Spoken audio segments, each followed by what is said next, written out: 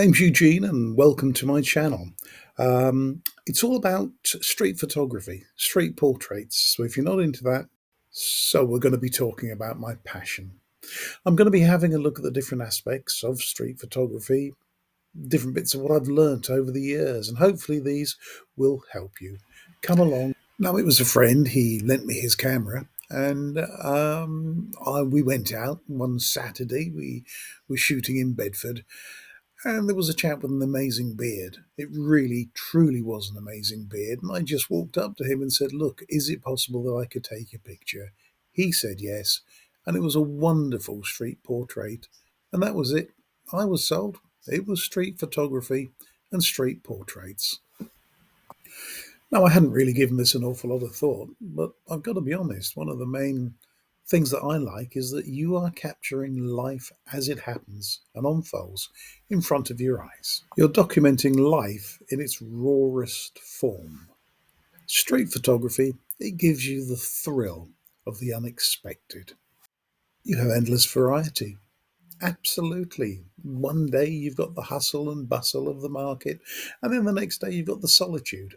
You've got the light, you've got the shade. Maybe it's a little bit too harsh, but it's wonderful that no 2 days are the same. For me, one of the biggest benefits of street photography is its, well, accessibility.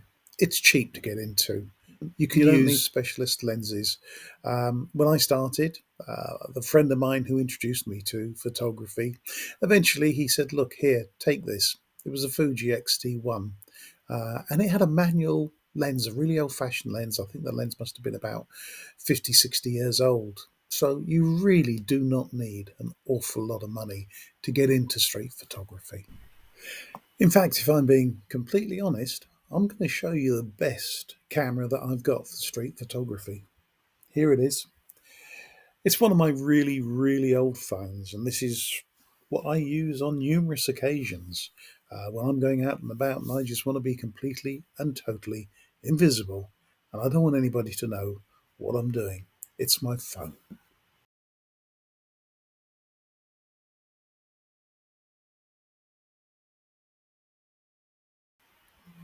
You are a storyteller through the images that you take, wonderful images, and so many different stories.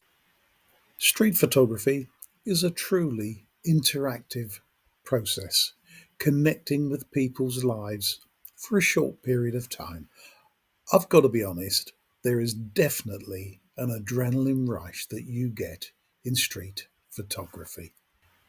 This adrenaline rush, it comes from, first of all, spotting the photographic opportunity, the moment, and then trying to get into the right position or the right place, and then trying to compose it, and all of that without anybody seeing you.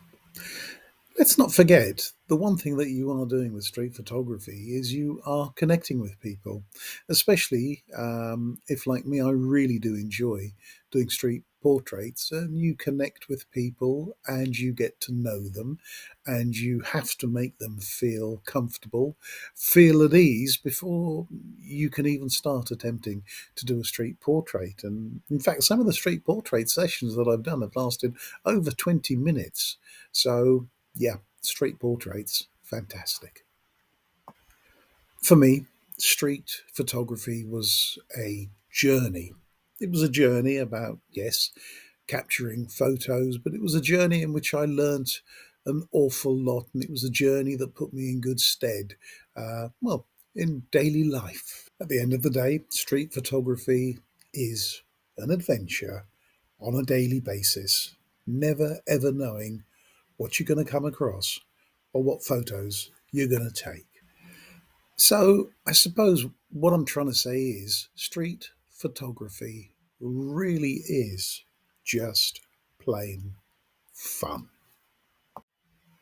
So, in each video, I will chat about street photography, about why I like it, what I do, and hopefully try and build a community where we can support each other and enjoy street photography. When I first started, I found myself researching the internet, in particular YouTube. I saw lots of POVs, and I found myself sitting there for 9, 10, 12 minutes, 15 minutes of somebody walking the streets. Well, you're not going to get that here. Hopefully, you'll get good advice, good information, and I'll try and show you some of the photos that I've taken. Well, I've started working on the next video, and the topic of that will be titled something like The Art of Taking Photographs of Strangers. That should be quite a good one, so I hope you do come back and watch that.